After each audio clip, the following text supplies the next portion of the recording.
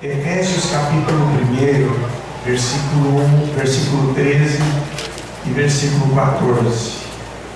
Bem, em nome de Jesus, alguém que tiver testemunho para o próximo culto, avisa, fala com o pastor, em nome de Jesus, tá bom? Efésios 1, 14, 13 e 14 diz assim: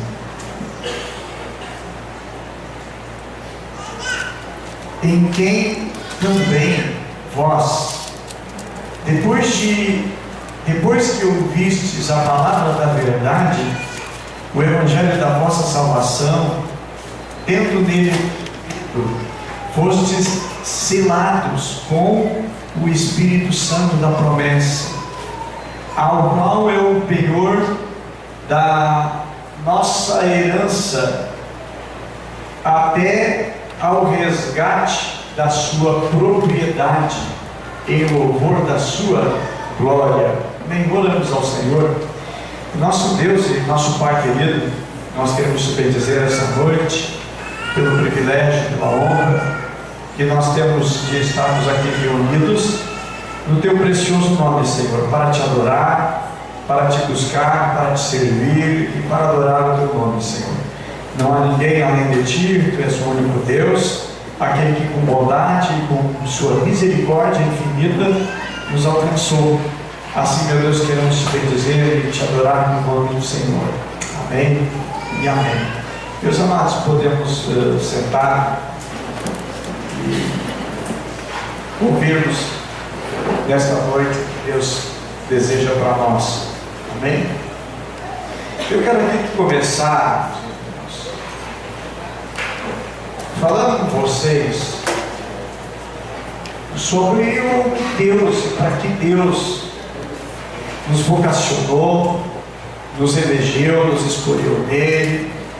O livro de Efésios fala bastante, e a ênfase, a base de ensinamento sobre predestinação. Alguns nela seguem esta linha, mas nós entendemos que a eleição desde a fundação do mundo, a Bíblia diz, mas o foco é a igreja, certo? Não o indivíduo pessoal, é tu que é o escolhido por Deus e tu que é o salvo. Não, a igreja é o povo de Deus na terra. Anteriormente, Deus escolheu Israel como nação santa, eleita para o Senhor. Todas as nações da terra eram consideradas impuras, imundas e detestáveis aos olhos de Deus, devido às suas abominações. Mas Deus, em Cristo, nos escolheu, nele, no Senhor Jesus, antes da fundação do mundo, para sermos santos e irrepreensíveis, mas está se referindo a nós, igreja. Amém? Então a igreja, sim, ela é predestinada desde a fundação do mundo. Deus, embora escolhendo um povo para ser dele, esse povo rejeitou, conforme João, o Evangelho de João nos ensina. Mas a igreja, então, podemos dizer assim, é o povo predestinado para a salvação. E é na igreja agora uma nova nação, um novo povo, certo? Igual aos levitas, que eles não tinham propriedade na terra, eles não tinham herança na terra. Os levitas não tinham, cada tribo tinha o seu milhão, cada tribo tinha e possuía a sua herança. Os levitas não tinham, nós não temos uma terra aqui. A palavra de Deus diz mesmo que a nossa pátria não é aqui, que nós não somos desse mundo. Então a nossa porção é o Senhor, e é nele que nós estamos, é nele que nós vivemos. Agora o texto ele começa assim dizendo: nele vocês ouviram e creram. E eu chamo aqui para vocês o texto que a Bíblia diz que a fé vem pelo ouvir e ouvir da palavra de Deus. A Bíblia diz: como crerão se não há quem pregue? E como pregarão se eles não forem enviados? Então, irmãos, o Evangelho ele precisa ser pregado. E o Evangelho ele não é pregado em cima de um púlpito, de uma igreja. Aonde que o Evangelho é pregado? Nos apriscos, amém? Amém. No seu trabalho, amém? Lá na escola, amém? No convite social, nós pregamos o Evangelho. Como é que nós pregamos o Evangelho? Primeiramente, irmãos, falando do que Deus já fez na nossa vida, do que Ele mudou, do que Ele transformou, do que Ele gerou em nós. O Evangelho é o poder de Deus, e quando entra o Evangelho, o poder de Deus em nossas vidas vai nos mudando, vai nos transformando, vai gerando em que é divino e vai tirando o que é de nós, humano, o que é maligno, o que é ruim. Nós não nascemos com coisas boas, nós nascemos com maldade no nosso coração, nós nascemos inclinados para a morte, mas Jesus veio nos trazer vida. Então diz assim nele: vocês ouviram e creram. Ouvir, irmãos, é o que Deus deseja que nós venhamos ouvir. O que Deus deseja é que a humanidade, cada pessoa possa ter a oportunidade extraordinária de ouvir a palavra de Deus e, através da palavra, o poder de Deus, energizado pelo Espírito Santo, então gerar uma mudança e gerar uma transformação. Logo depois o apóstolo Paulo ele escreve, diz: ouviram e creram. O creram é uma consequência de ouvir. Tudo tem uma consequência na vida. Vir à igreja e buscar ao Senhor tem uma consequência. Uma escolha que eu faço na minha vida tem uma consequência. Quando eu começo a ouvir a palavra de Deus, o que eu vou receber? Consequência de coisas de Deus vindo sobre a minha alma, vindo sobre a minha vida.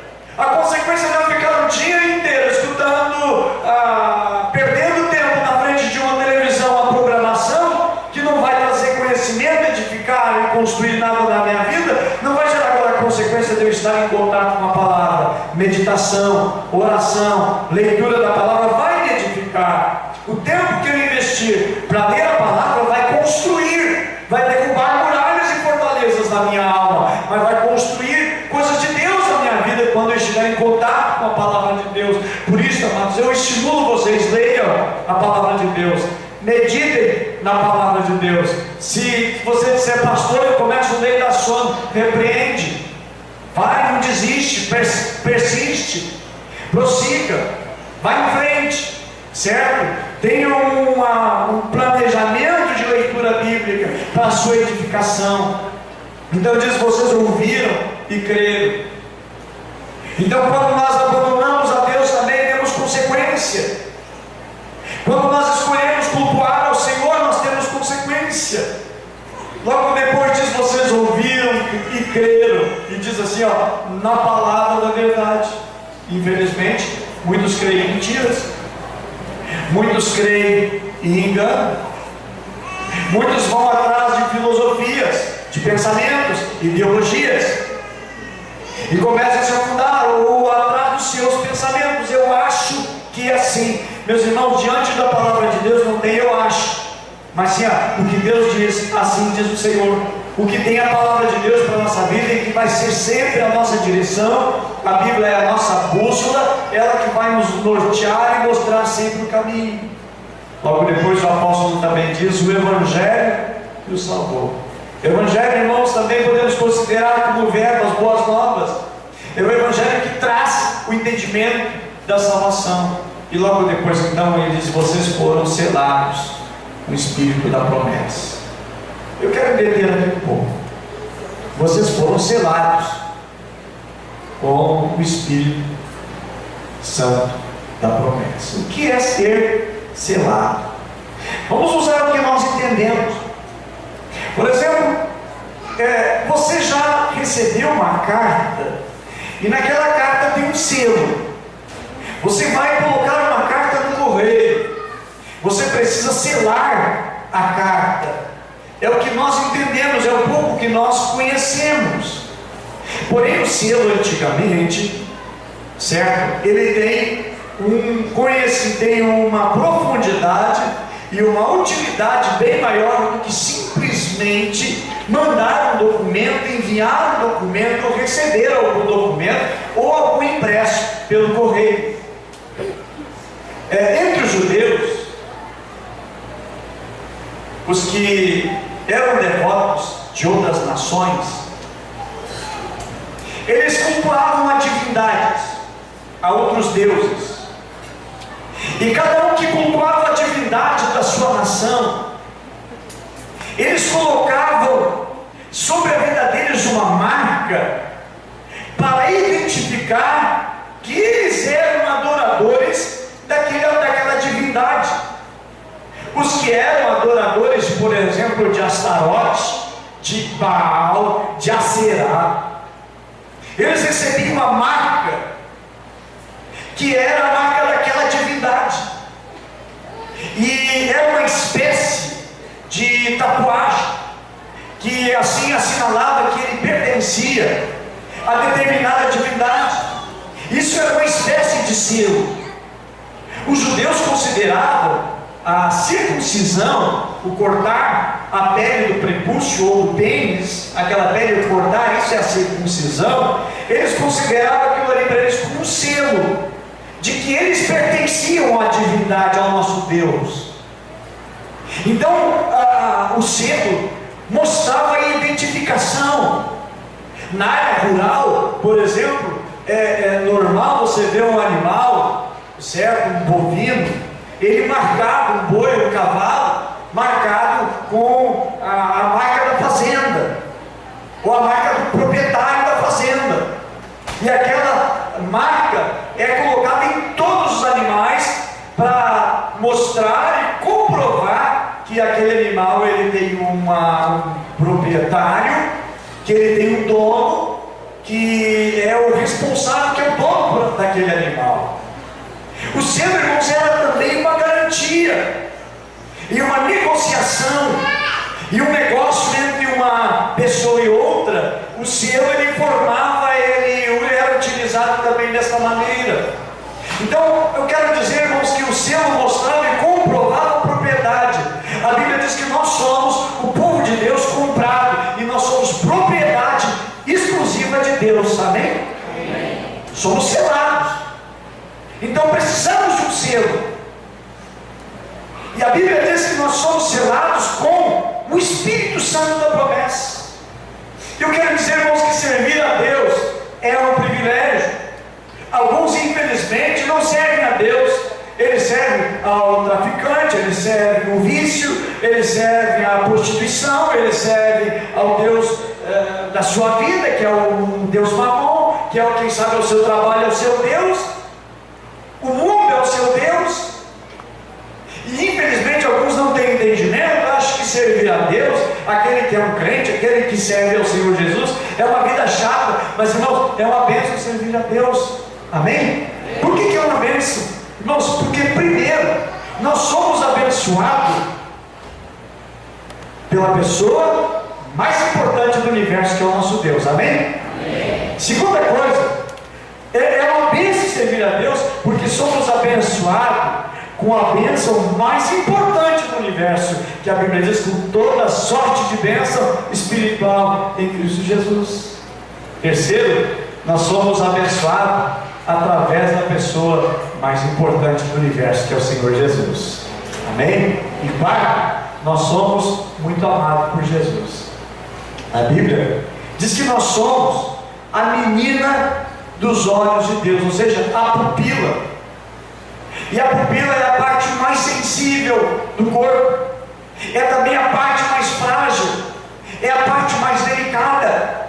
Em um momento de susto, a pessoa já fecha os olhos, dá um estouro, dá uma bomba, ela fecha os olhos.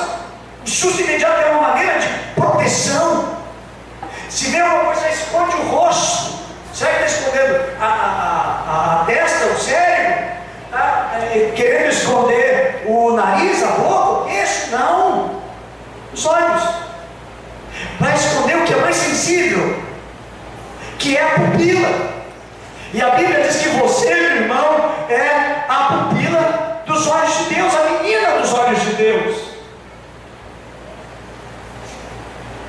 Você protege, e Deus age da mesma forma com seus filhos, aqueles que foram selados pelo Espírito Santo. Deus age da mesma forma. Se você tocar num dos filhos de Deus, nós estamos tocando o dedo no olho de Deus, e Deus protege. Robert, isso daqui é testemunho.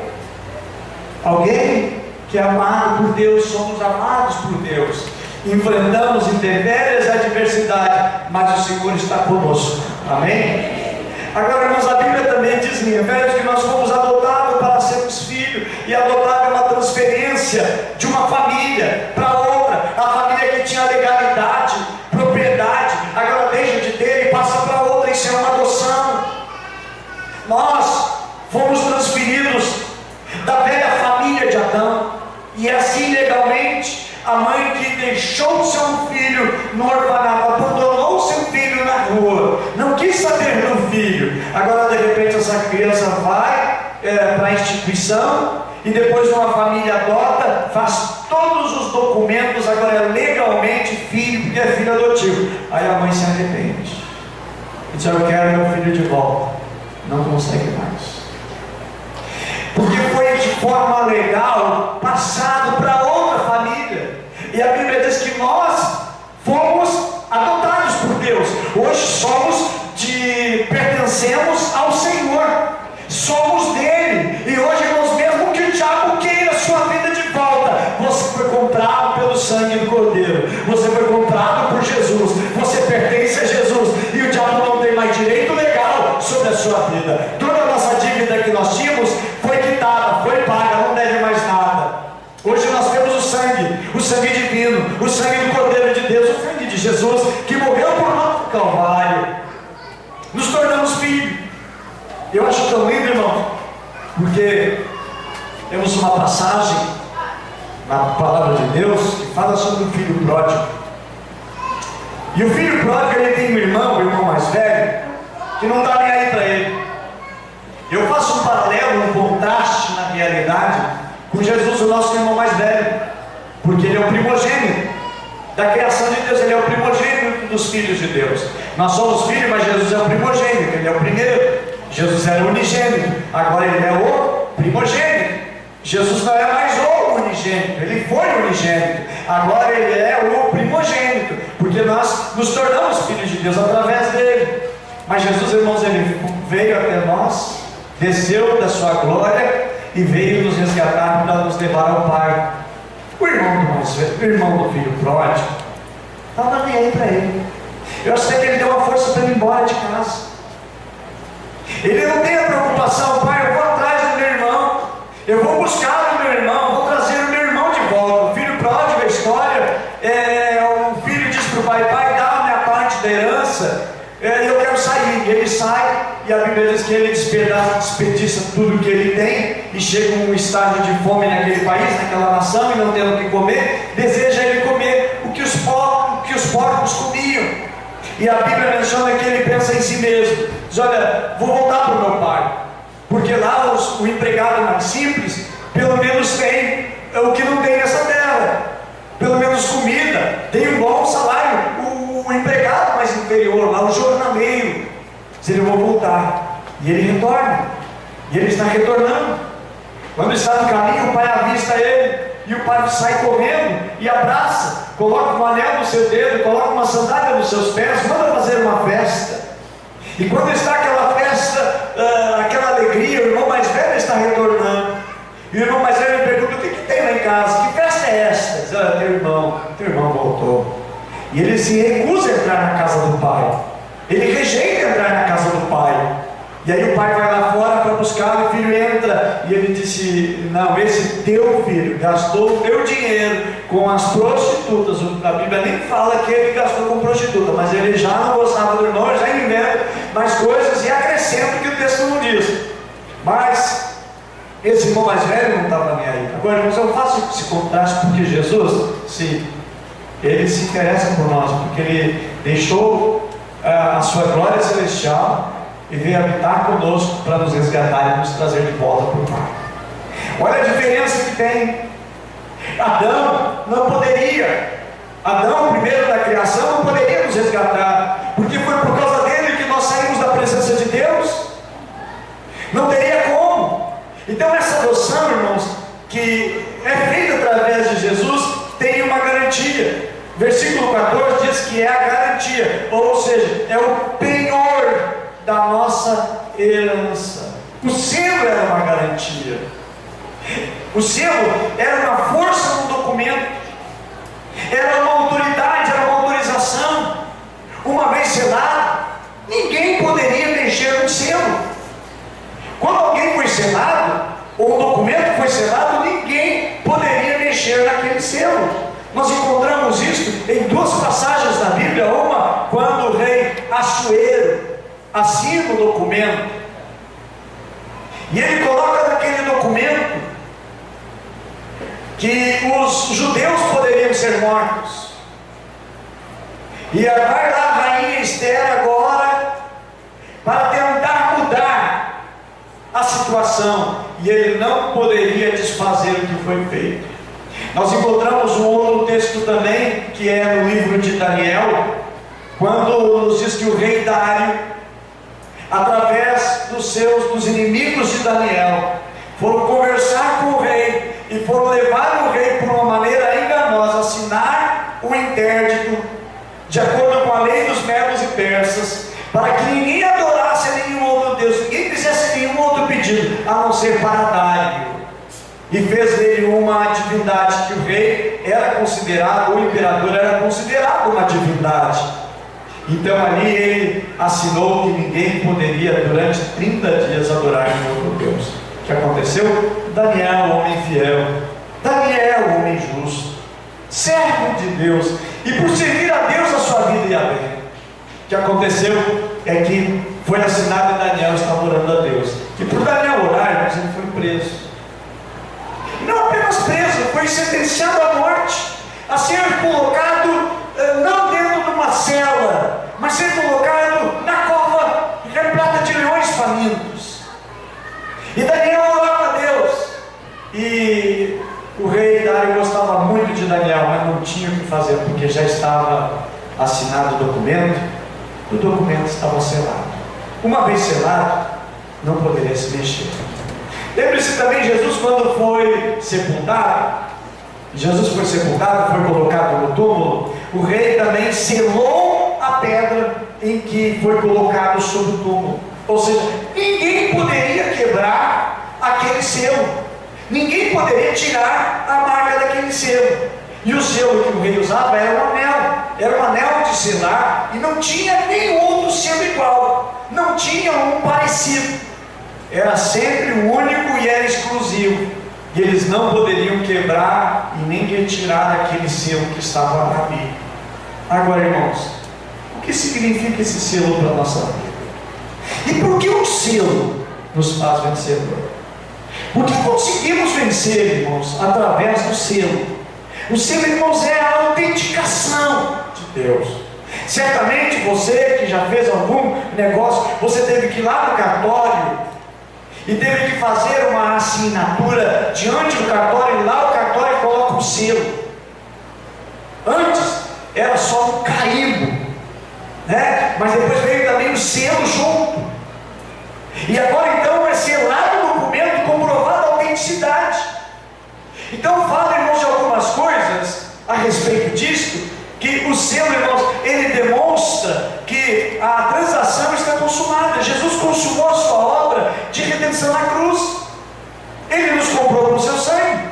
Agora somos propriedade dele, e a garantia desta compra, certo? Era o selo. O selo que Deus colocou em nós, que é o seu Espírito. Lá em Éfeso, quando Paulo está usando a palavra selo,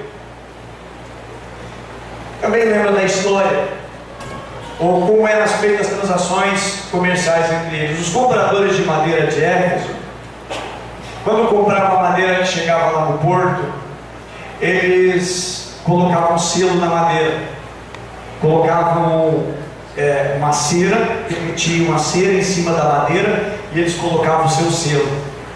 Então aquilo que foi comprado, aquela madeira, o objeto que foi comprado e tinha o selo, agora demonstrava que era propriedade. Então depois ele mandava os mercadores para buscar a madeira que estava selada.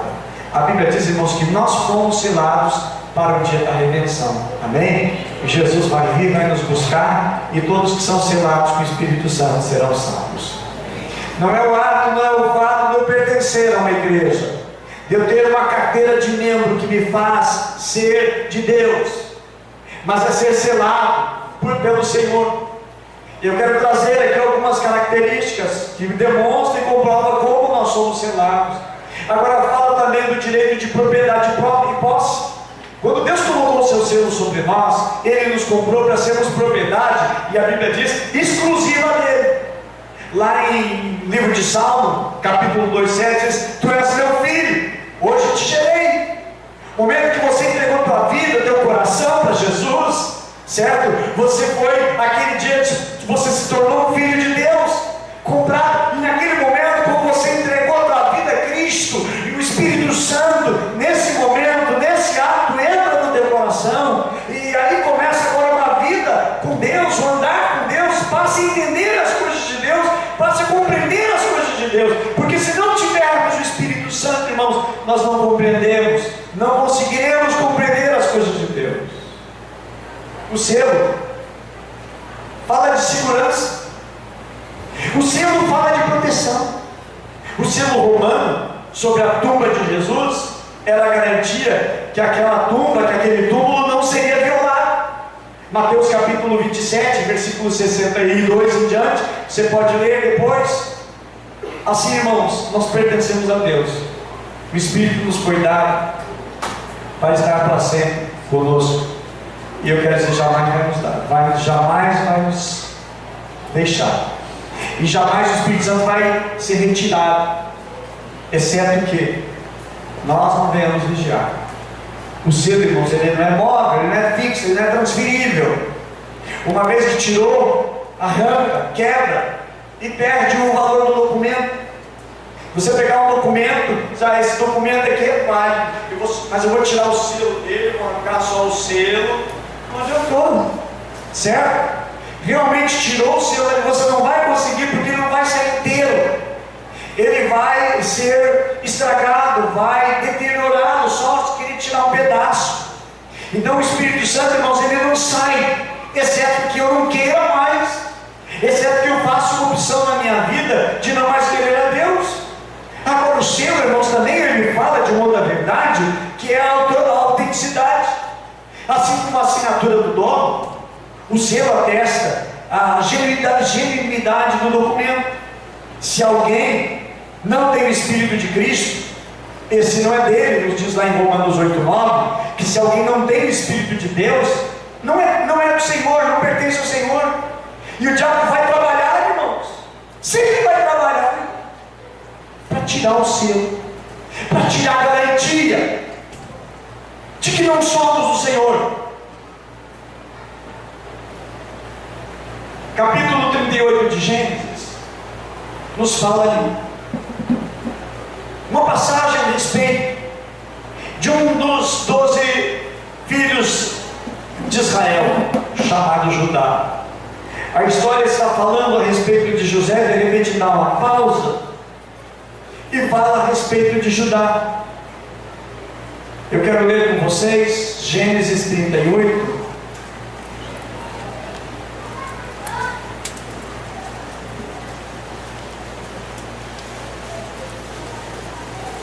Diz assim, versículo 1: aconteceu por esse tempo que Judá se apartou dos seus irmãos e se hospedou na casa de uma idulamita chamada Ira. De um idulamita chamado Ira. E ali viu Judá a filha de um cananeu chamado Sua. Ele a tomou por mulher e a possuiu. E ela concebeu e deu à luz a um filho. E o pai lhe chamou de Er. Tornou a conceber e deu à luz a um filho. E este deu a mãe o nome de Onã. E continuou ainda e deu à luz a outro filho, cujo nome foi Selá. Ela estava em Quezibe quando teve. Judá, pois, tomou esposa para Er, o seu primogênito, e o nome dela era Tamar. Er, porém, o primogênito de Judá, era perverso perante o Senhor, pelo que o Senhor o fez morrer. Verso 8: então disse Judá a Onã: possui a mulher do teu irmão e cumpre o levirato, e suscita a descendência do seu irmão. Deixa eu explicar um pouco sobre o levirato. O que é o levirato? Levirato, quando o irmão casava, seu irmão mais velho casava, e ele viesse a morrer e não gerasse filho.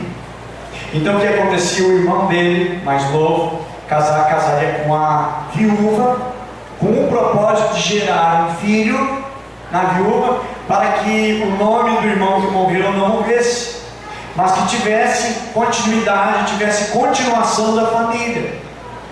E Onã, por sua vez, agora casou-se então com a sua cunhada, viúva do seu irmão, mas a Bíblia diz no versículo 9: sabia porém Onã que o filho não seria tido como seu, e todas as vezes que possuía a mulher do seu irmão, deixava o sêmen cair na terra, para não dar descendência a seu irmão. E isso, porém, que fazia era mal perante o Senhor, pelo que também este o fez morrer. Então disse Judá a Tamar, sua nora: permanece viúva em casa de seu pai, até que Selá, meu filho, venha a ser homem. Pois disse, para que não morra também esse com seus irmãos. Assim Tamar se foi passando a residir em casa de seu pai. Observa aqui que Judá não está interessado em dar o seu filho, porque ele está com receio que novamente o terceiro filho venha a morrer. E ele então, o texto diz assim, porque ele tinha receio que seu filho morresse, então mandou ela embora. Verso 12: no decorrer do tempo morreu a filha de Suá, mulher de Judá, e consolado Judá subiu a tosquear com os tosqueadores das suas ovelhas em Tímina, ele e seu amigo Ira, o Adulamita, e comunicaram a Tamar eis que o teu sogro sobe a Tímina para tosquear as ovelhas. Então ela despiu as vestes de sua viuvez, cobrindo-o com um véu, e se disfarçou, e se assentou à cidade de Enaim, no caminho de Tímina, pois via que Selá era homem, e ela não lhe fora dada por mulher. Vendo ajudar, teve-a por meretriz. Outra tradução diz: teve-a por prostituta, pois ela havia coberto o rosto. Então se dirigiu a ela no caminho e lhe disse: vem, deixa-me possuir-te, porque não sabia que era sua nora. Ela respondeu: que me darás para coabitares comigo? E ele respondeu: enviar-te um cabrito do rebanho. Perguntou ela: dar-me-ás penhor até que mandes? Respondeu ele: que penhor te darei? E ela disse: teu selo, o teu selo, o teu cordão e o cajado que seguras. Ele, pois, lhes deu e a possuiu, e ela concebeu dele. Levantando-se ela foi, tirou de sobre si o véu e tomou as vestes de sua viuvez. Enviou Judá o cabrito por mão do Adulamita, seu amigo, para reaver o penhor da mão da sua mulher. A mão da mulher, porém, não a encontrou. Então perguntou aos homens daquele lugar: onde está a prostituta cultual que se achava junto ao caminho de Enaim? Responderam: aqui não esteve meretriz, prostituta nenhuma. Tendo voltado a Judá, disse: não a encontrei. E também os homens do lugar me disseram: aqui não esteve prostituta cultual nenhuma. Respondeu Judá: que ela o guarde para si, para que não nos tornamos em opróbrio. Manda-lhe com efeito cabrito, todavia não a achaste. Passado quase 3 meses, foi dito a Judá: Tamar, tua nora, adulterou, pois está grávida. Então disse Judá: tirai-a fora para que seja queimada. E aqui prossegue a história, você pode ler em casa. O que eu quero chegar, irmãos, o que eu quero compartilhar, Judá cometeu um pecado, e o que foi pedido para ele foi o seu selo. O que o diabo apronta, irmãos? O que o diabo quer tirar? Porventura não é um selo? Não é o selo que nós temos? Não é alguma coisa que identifica uma herança, uma posse, a bênção que nós temos recebido da parte de Deus? Porventura o diabo não trabalha, irmãos, para tirar e arrancar aquilo que é de Deus da nossa vida? Observa que tira o selo. Observa que o tentador, o diabo, o nosso inimigo, o arqui-inimigo, também trabalha para tirar o selo de Deus que está sobre a nossa vida, que fomos selados. E como nós podemos perder o selo quando, irmãos, entramos por caminhos, por estradas de perversão, quando nós não vigiamos, quando damos vazão ao nosso querer, à nossa vontade, o diabo sempre vai trabalhar para tirar o selo. E deixa eu falar, irmãos, também sobre o penhor que nos foi dado, que a Bíblia menciona sobre o Espírito Santo. O Espírito Santo já é prometido desde a época do profeta Joel. Diz que eis que nos últimos dias derramarei do meu Espírito sobre toda a carne. Há uma promessa de Deus, o Espírito Santo Consolador. Depois Jesus vem, prega, anuncia as boas novas, cumpre o seu ministério aqui, mas ele também agora passa esse ministério a nós, e ele diz: olha, vocês receberão poder ao descer sobre vós o Espírito Santo. Atos capítulo 1, versículo 8, tem uma promessa de Deus, de nós recebermos o Espírito Santo de uma maneira maior, de uma maneira mais intensa. Há uma promessa de Deus de nós recebermos o Espírito Santo. E o apóstolo Paulo, quando ele está escrevendo no livro de Éfeso, não apenas nesse versículo, mas 3 vezes, o apóstolo Paulo fala a respeito do relacionamento que nós devemos e que nós precisamos ter com o Espírito Santo. Nosso Deus, irmãos, nos dá um penhor. Esse penhor é como um anel de noivado, em que alguém compromete de fidelidade, a sua fidelidade será guardada para aquela pessoa. A nossa relação com Deus, irmãos, é uma relação de amor, é uma relação de empenho. A aliança que usamos é um sinal de empenho, de dedicação. Jesus na ceia, Jesus disse: olha, esse é o cálice da nova aliança. Tem um empenho, tem algo. E o Espírito Santo nos foi dado. E nós temos riquezas, irmãos, extraordinárias da parte de Deus, riquezas que são eternas. O Espírito Santo que nos é dado, irmãos, e como promessa, se cumpriu no dia de Pentecostes, em que todos foram cheios do Espírito Santo. Todos começaram a falar em novas línguas e começaram a receber dons de Deus. A igreja existe, irmãos, por causa da força e do poder do Espírito Santo. Não é por causa da retórica, não é por causa de uma palestra, mas é por causa do poder do Espírito Santo que vem. O que mudou o teu coração não é a tua sabedoria, mas é o poder de Deus que entrou na sua vida e te convencendo do erro, te convencendo do pecado, te convencendo do juízo. Porventura alguma coisa que vai fazer o Espírito Santo na hora acusa e mostra, está errado. O problema maior, irmãos, de uma pessoa que nos faz perder o selo não é um pecado. Não é um pecado. Você não vai perder o selo por causa de um pecado. A Bíblia diz em João, na epístola, diz: filhinhos, não pequeis. Contudo, se alguém pecar, nós temos um advogado, nós temos um paráclito da parte de Deus. Agora, irmãos, o que faz alguém perder o selo é o esfriamento espiritual. Vai esfriando, a paixão vai morrendo, já não sente mais paixão por Deus, perdeu a dor, perdeu o fervor.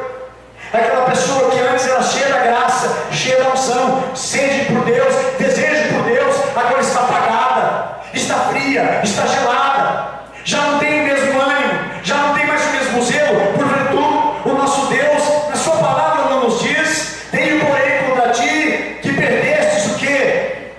O primeiro amor, o selo, a paixão, perda da presença do Espírito Santo, da promessa de Deus que está sobre nós. Irmãos, a Bíblia diz que os verdadeiros adoradores, eles adoram ao Pai em espírito e em verdade. Não é carne,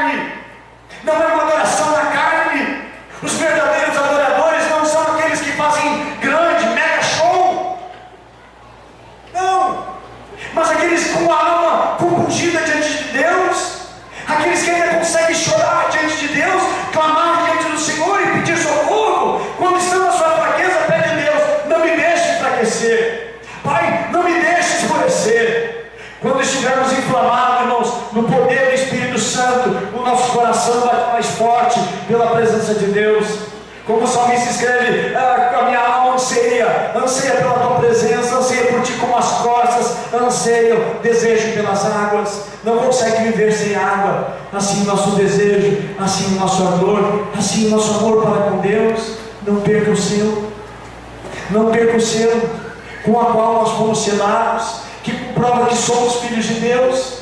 Alguém porventura pode deixar de ser filho? Pode, ele pode deixar, como o filho pródigo, e dizer: eu não quero mais ser teu filho, me dá minha herança, dá o que é direito, é só um negócio. Estamos aqui somente de negócios, é só uma sociedade que temos. O senhor tem direito, o meu irmão tem direito, eu também tenho direito, eu quero a minha parte, eu não quero mais saber. Ah, meus irmãos, que o Espírito Santo trabalhe em nós, que esse ano de 2014, que é o ano de renovo espiritual, venha incendiar o nosso coração, que venhamos estar com a nossa alma incandescente, fervente pelo nosso Deus, desejando mais dele, que nada nos afaste do amor de Deus.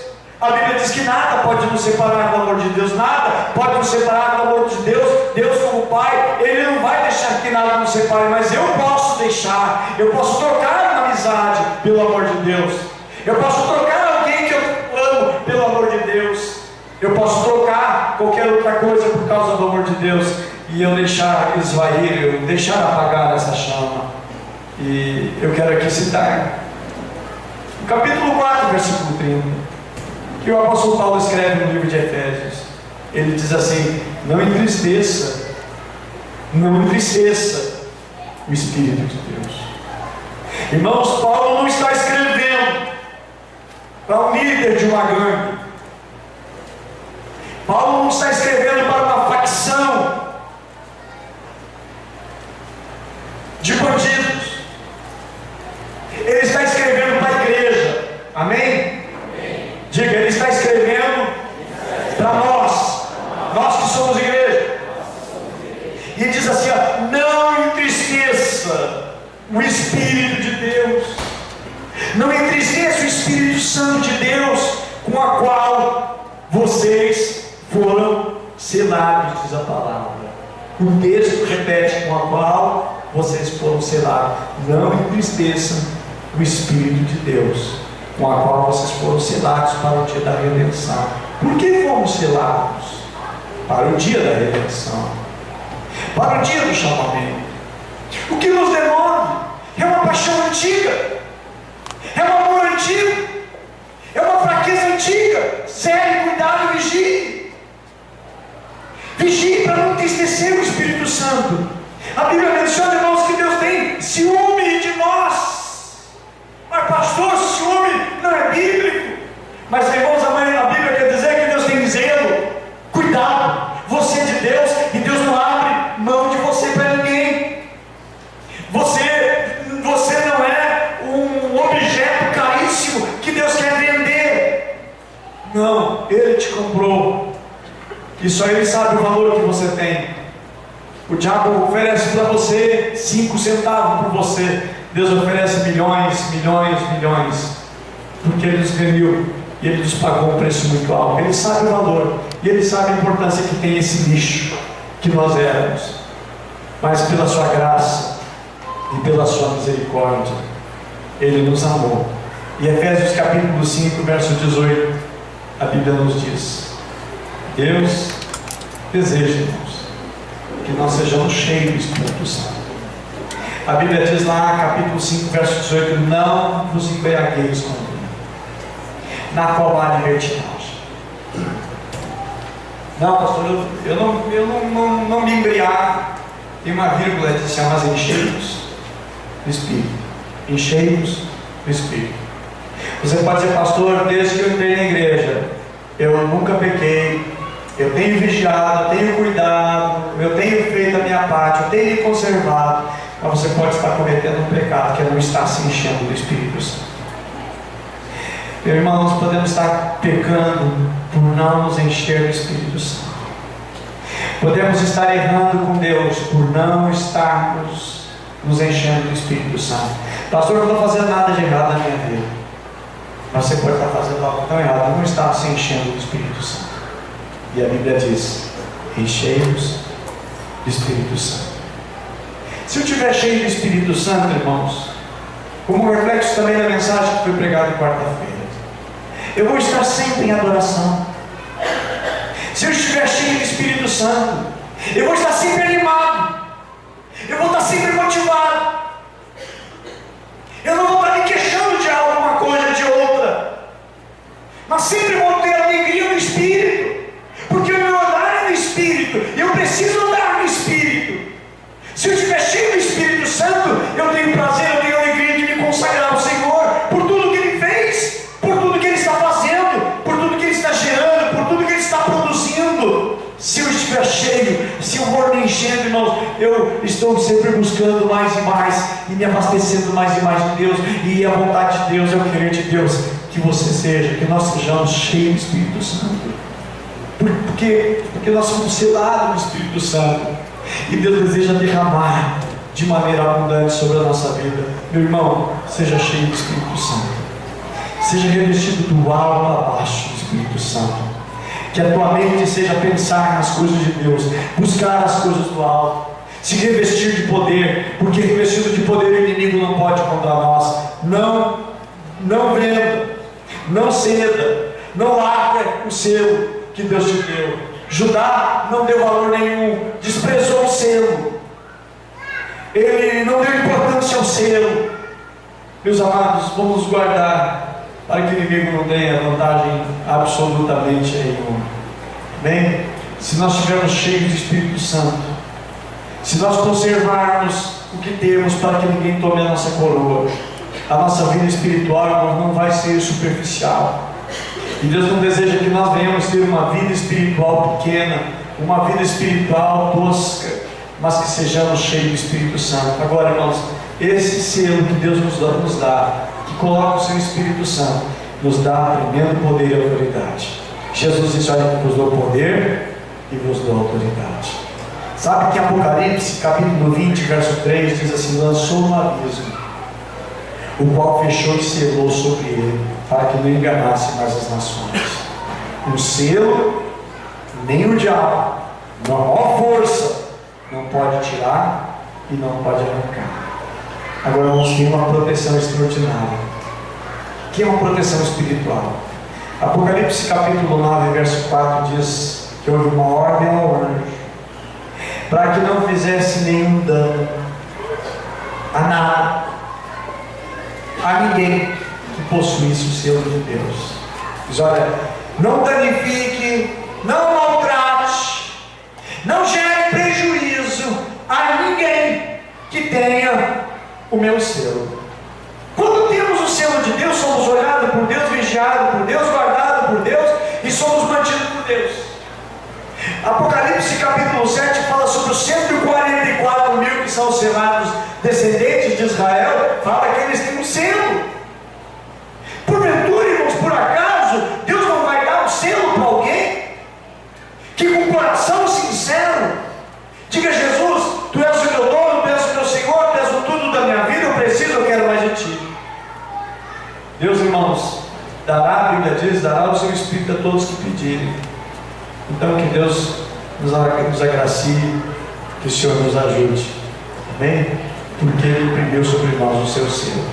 E para encerrar, eu quero ler João capítulo 6, Evangelho de João capítulo 6, versículo 22. João 6, 22.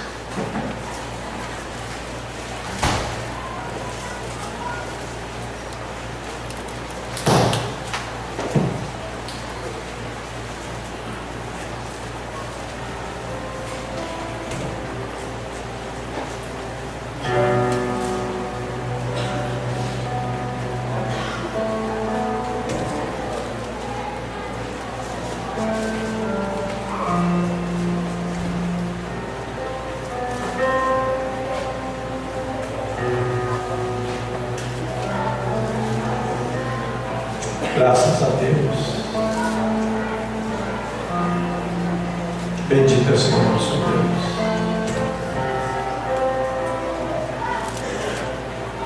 Vamos ficar em pé.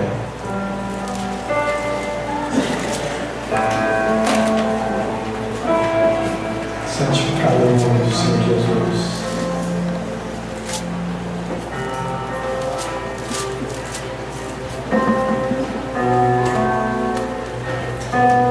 Aliás, é o versículo 65.